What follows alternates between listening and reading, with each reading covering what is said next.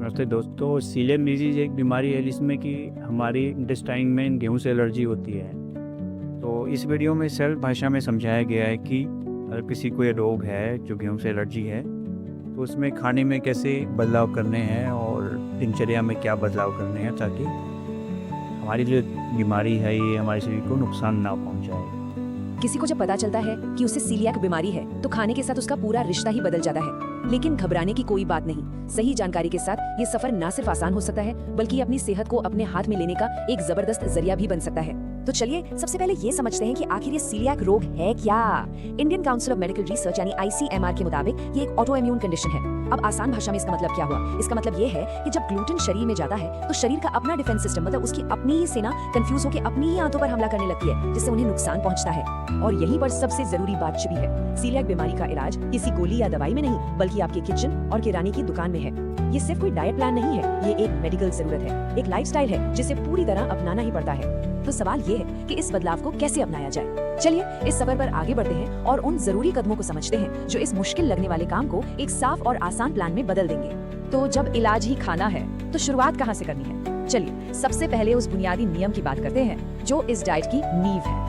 ICMR की ये guideline बिल्कुल साफ है। थोड़ा बहुत नहीं बल्कि पूरी जिंदगी के लिए ग्लूटेन को पूरी तरह से छोड़ना ही एकमात्र और सबसे असरदार इलाज है। जैसा कि कहते हैं, एक बार सीलियक हमेशा सीलियक, इसमें कोई कोताही नहीं की जा सकती।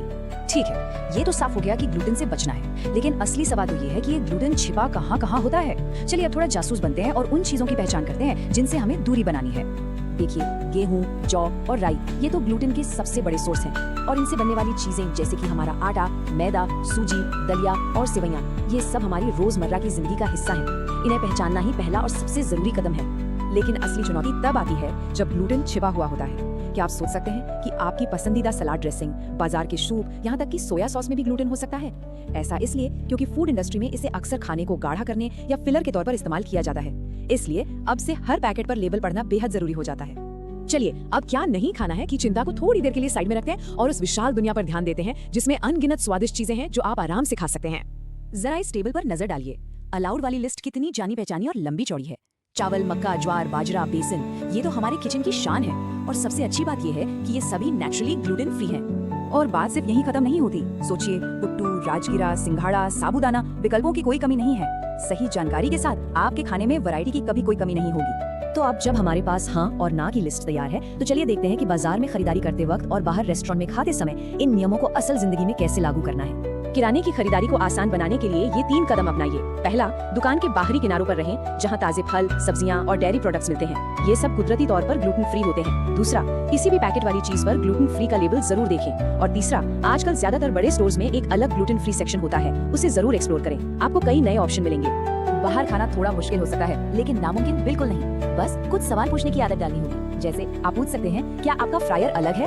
क्योंकि अगर एक ही तेल में समोसे और आपके ग्लूटेन फ्री चिप्स तले जा रहे हैं तो ग्लूटेन के कण चिप्स में भी आ सकते हैं। इसी को क्रॉस कंटामिनेशन कहते हैं। अपनी जरूरत के बारे में वेटर और शेफ को साफ साफ बताना बहुत जरूरी है। अब जब हमने खरीदारी और बाहर खाने की बात कर ली है तो चलिए देखते हैं कि इस डाइट को रोज की मजबूरी से एक स्वस्थ और खुशहाल जीवन शैली में कैसे बदला जा सकता है। रिसर्च ये बताती है कि दिन में सिर्फ 50 मिलीग्राम ग्लूटेन, जो कि एक रोटी के छोटे से टुकड़े के बराबर होता है, उतना सा भी ग्लूटेन आंतों को नुकसान पहुंचाने के लिए काफी है। ये आंकड़ा हमें बताता है कि जरा सी भी चूक कितनी नुकसानदेह हो सकती है और इस डाइट का पूरी सख्ती से पालन करना क्यों जरूरी है।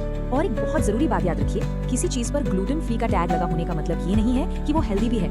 ग्लूटेन फ्री कुकीज का पूरा पैकेट खाना भी सेहत के लिए उतना ही बुरा है जितना साधारण कुकीज का पैकेट। अपनी डाइट को पौष्टिक बनाने के लिए उसमें ताजे फल, सब्जियां और दालें जरूर शामिल करें। एक बात हमेशा याद रखनी है कि आप इस सफर में अकेले नहीं हैं। सपोर्ट ग्रुप से जुड़ना बहुत मददगार हो सकता है। जब आप उन लोगों से मिलते हैं जो आपकी ही तरह की चुनौतियों का सामना कर रहे हैं तो हिम्मत बढ़ती है। ये जानना कि कोई है जो आपकी बात समझता है अपने आप में एक बहुत बड़ा सहारा है।